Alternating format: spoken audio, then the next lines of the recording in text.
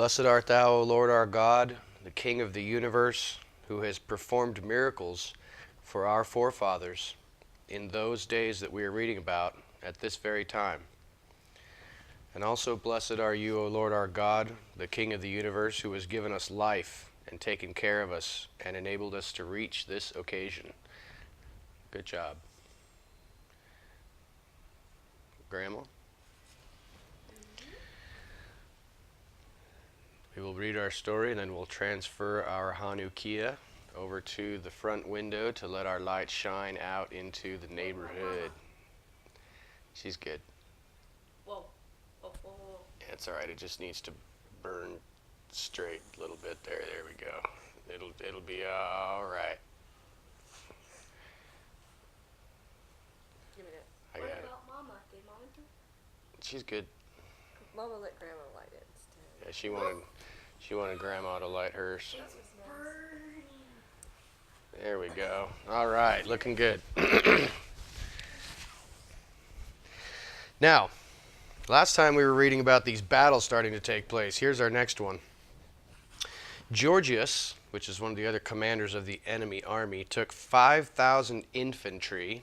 These are guys on horses. And 1,000 of his, infantry are the guys without horses.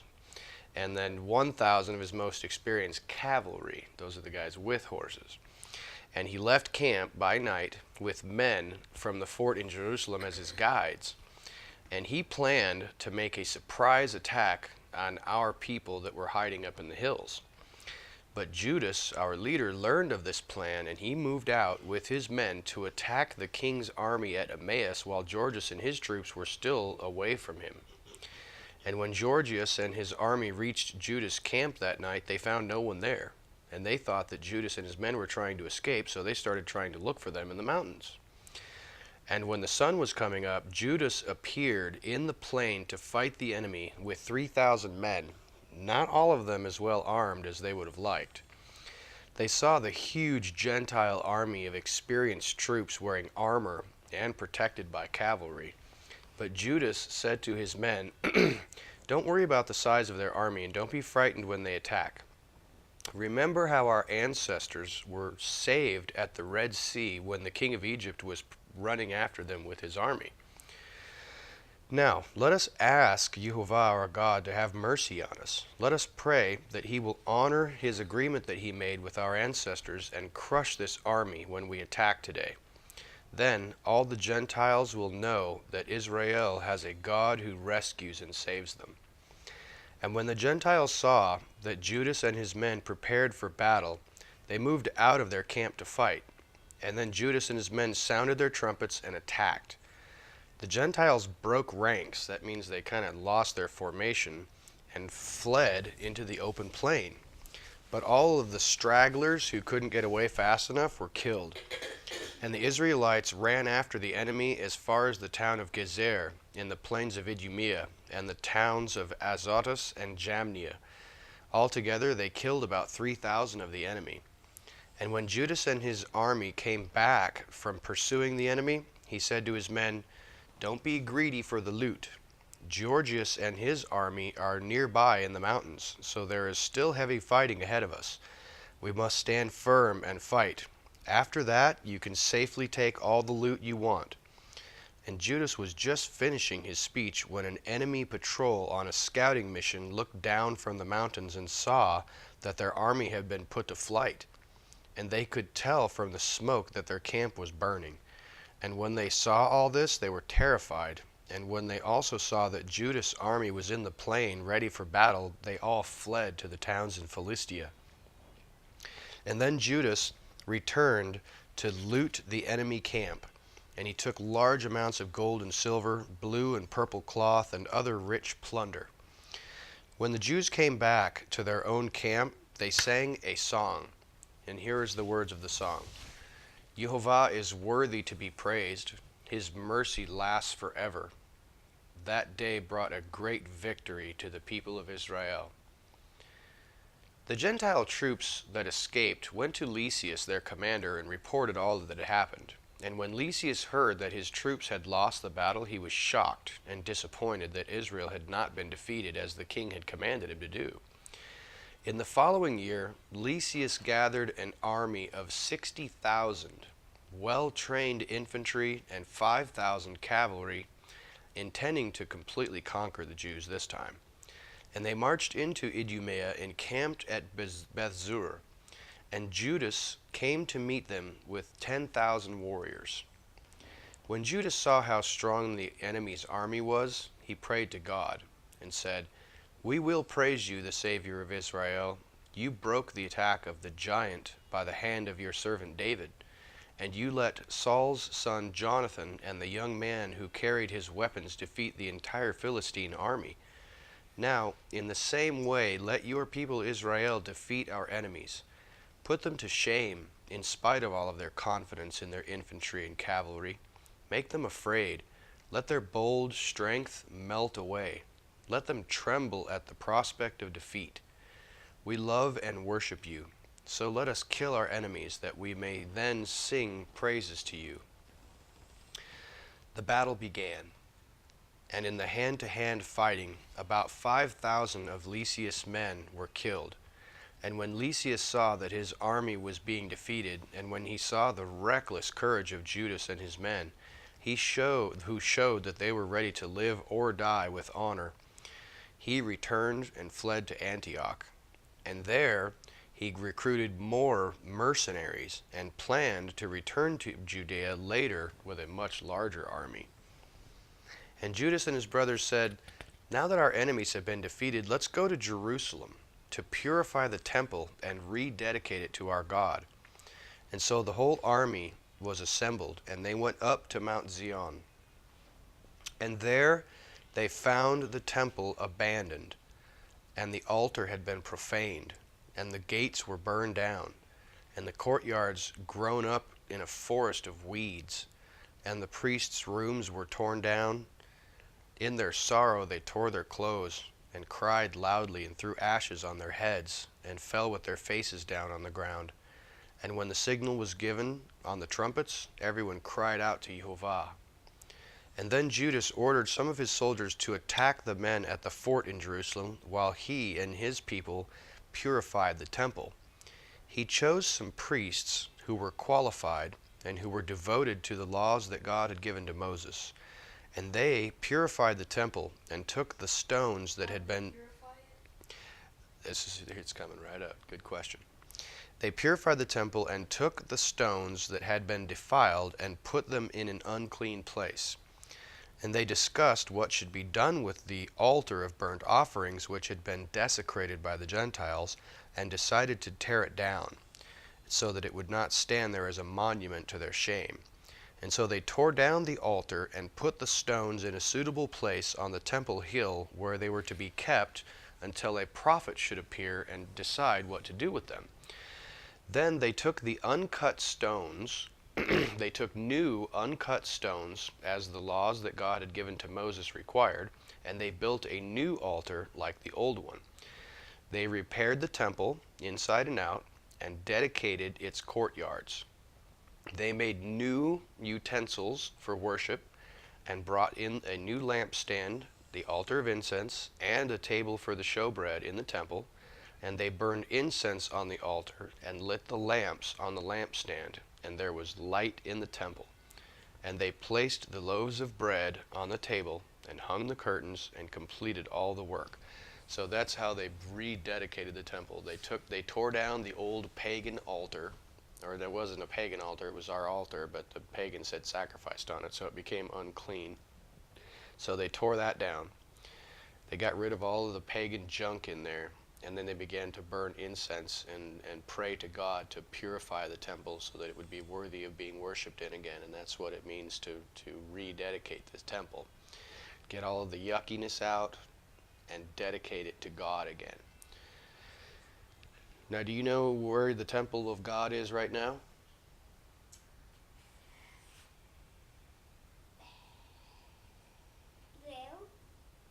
Aren't we the temple? You are a temple of God. Your body. There are millions and millions of temples. You yourself are a temple. So if you wanted to rededicate yourself, how would you do that?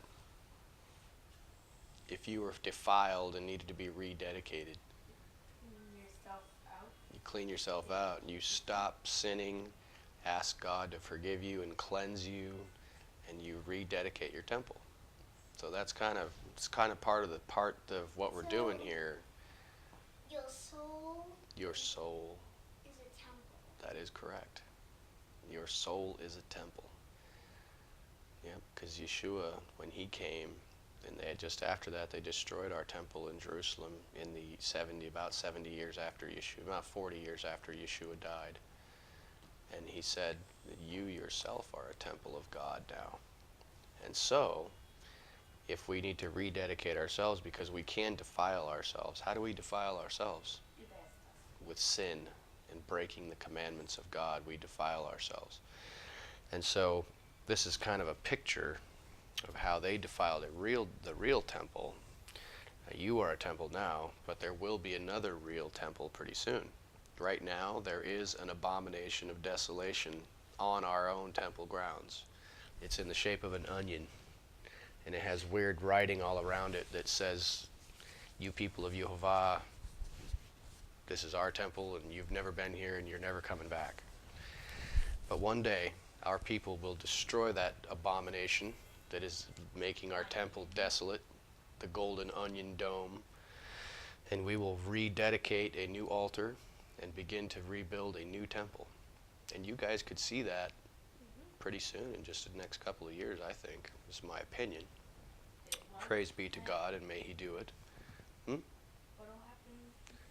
Oh, we will destroy our enemies, destroy their abominable altar that's up on our mountain, and rebuild a new temple. Did the Israelites have a plan to get rid of them? I'm sure many of them have a plan. They're just waiting for God to act. Well, God appointed certain people to do certain jobs that were really important. Yep. Don't you think he's already got that plan in mind, and he's Yep. already put it in the hearts and the minds of the men and the women that need to fight those battles? Yeah, there are people in the city of Jerusalem right now who have already built a large golden menorah that has 7 branches.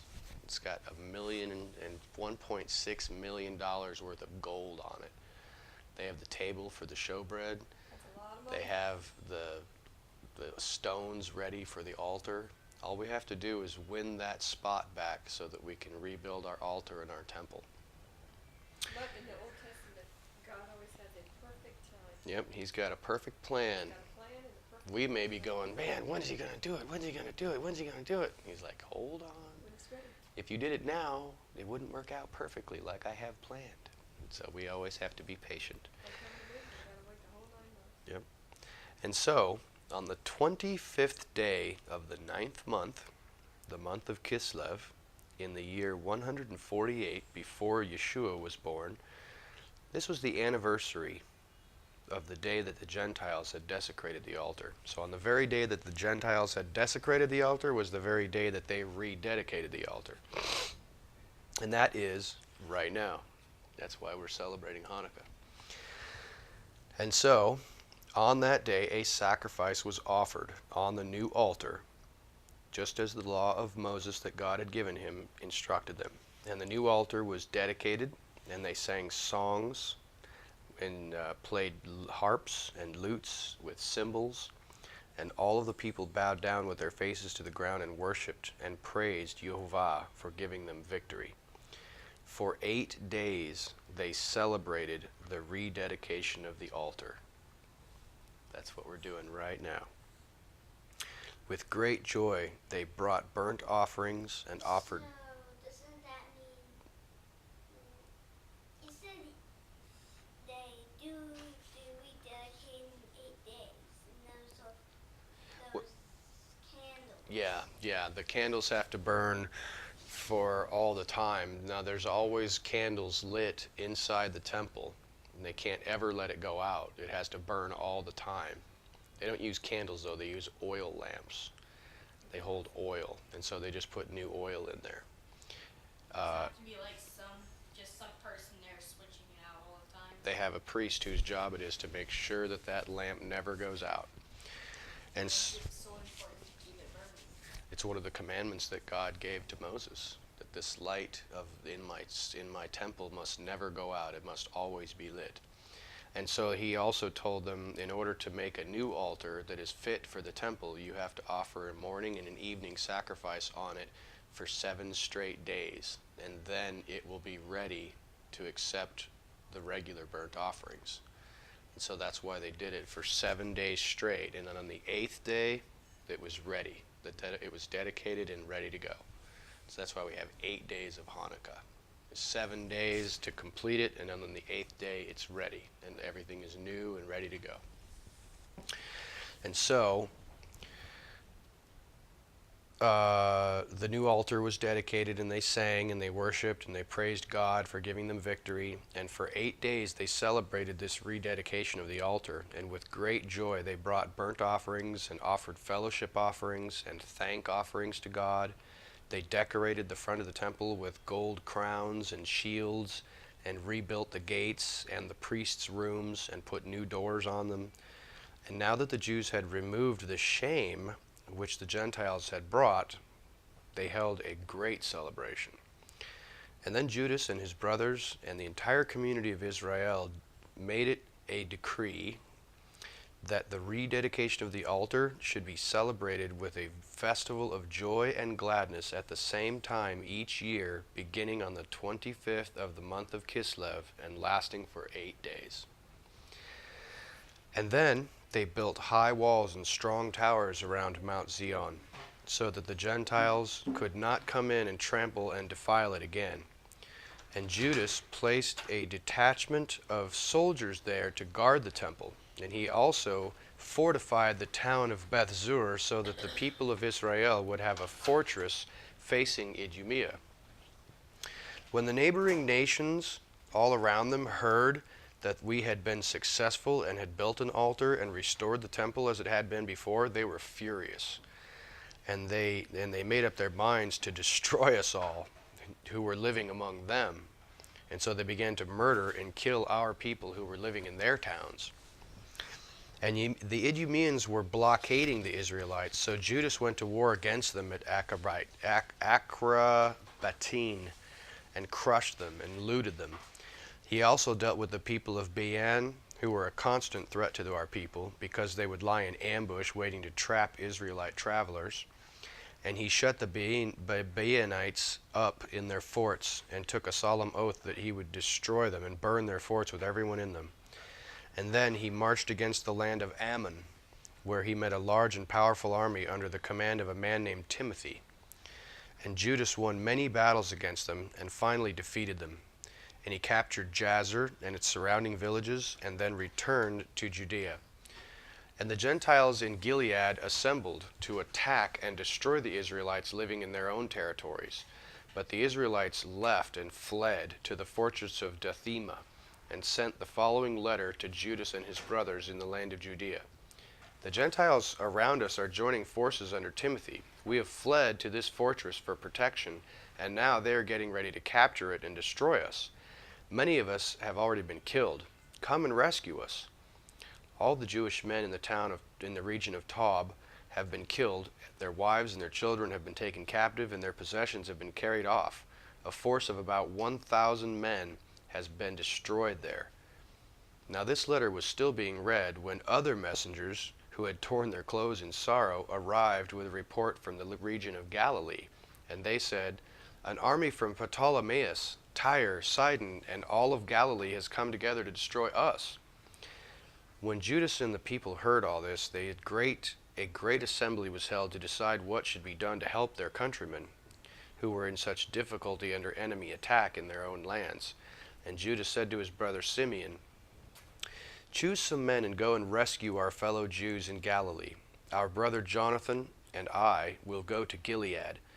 And Judas left the rest of his army to defend Judea and put 2 leaders, Azariah and Joseph, the son of Zechariah, in charge of the people. And he told them, "I am leaving you in command here, but don't go out and fight the Gentiles until we get back."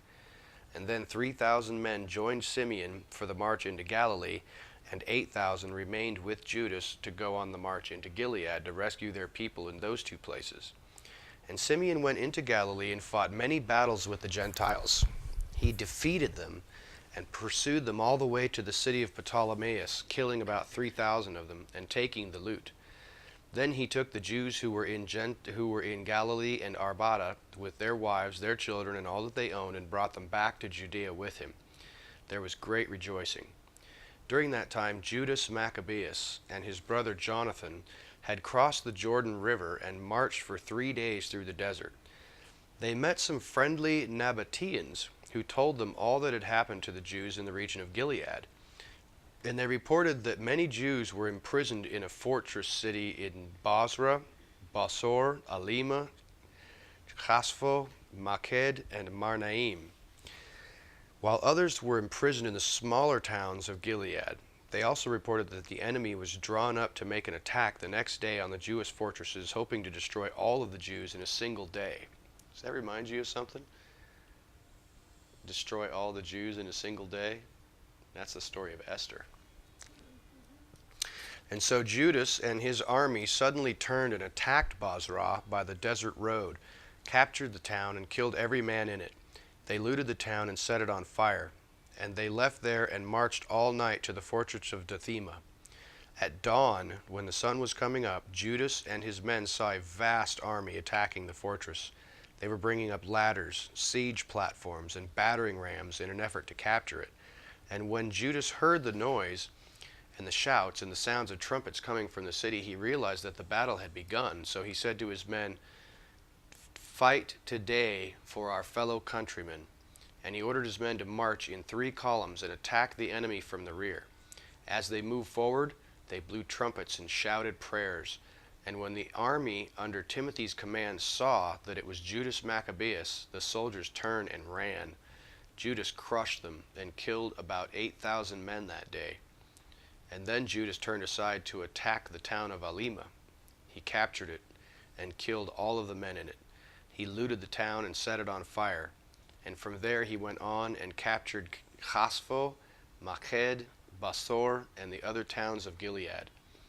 After this, the foreign commander Timothy gathered another army and camped opposite them at Raphon on the other side of a river.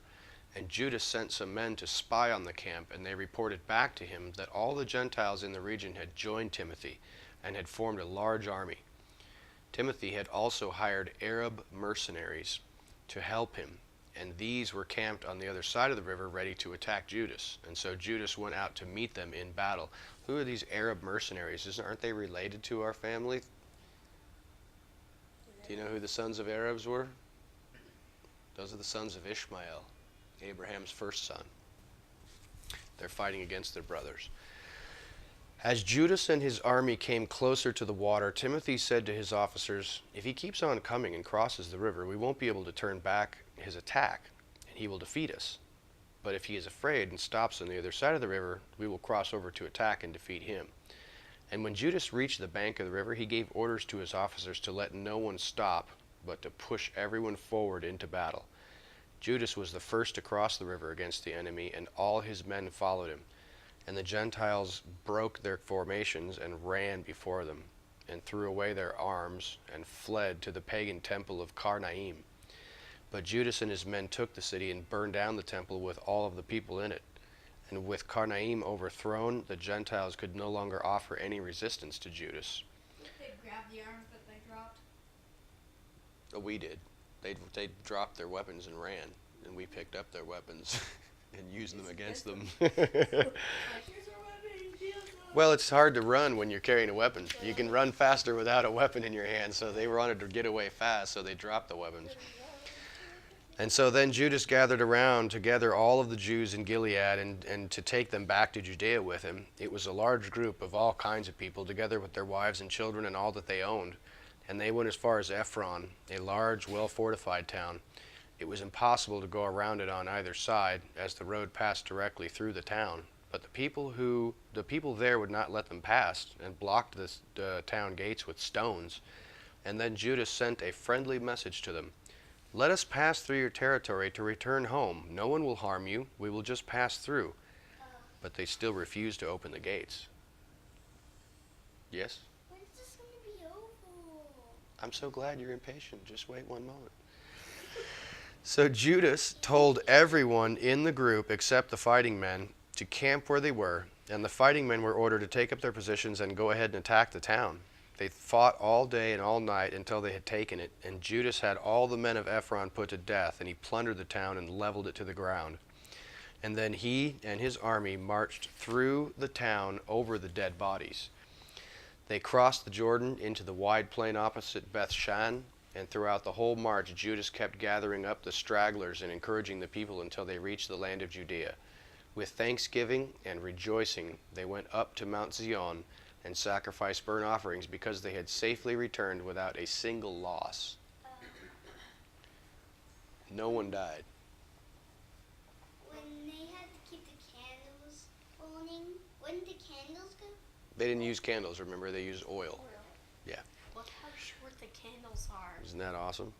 Means you've been talking for quite a while.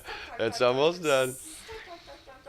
When Judas and Jonathan were in Gilead and their brother Simeon was attacking Ptolemaeus in Galilee, Joseph and Azariah, the commanders of the army in Judea, heard about their brave deeds and victories, and they said to one another, "Let's go to war with the Gentiles around us and win some favor for ourselves." And so they and their men attacked Jamnia, and Georgius and his men went out of the towns to meet them in battle, and they defeated Joseph and Azariah and pursued them as far as the borders of Judea. At least 2,000 Israelite men were killed that day. This great defeat came about because the Jewish commanders wanted to be heroes and refused to obey Judas and his brothers. Besides, they did not belong to the family of the Maccabees, whom God had chosen to bring freedom to the people of Israel. But Judas Maccabeus and his brothers won great respect among all the Israelites and all the Gentiles, and when people heard about their fame, large crowds gathered to praise them. And then Judas and his brothers went to war against the Edomites to the south. He attacked Hebron and its surrounding towns, destroyed its fortifications, and burned down the towers around it. And then he marched into the land of the Philistines and passed through Marisa. That day a number of priests were killed in battle because they wanted to be heroes and foolishly went out to fight.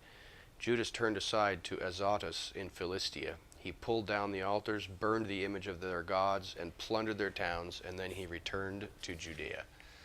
So this section was about our people having victory all around them, not just from King Antiochus, but all of their enemies. Now our story is over for the night. Our candles have burned down and given light, so we won't be able to put it out into the front window tonight, so that's all right. We'll put up our electric one so that people can see our lights. Electric. May the Lord bless you and keep you. May the Lord make his face to shine upon you and lift up his countenance to grant you peace and donuts. Praise be our God. Amen.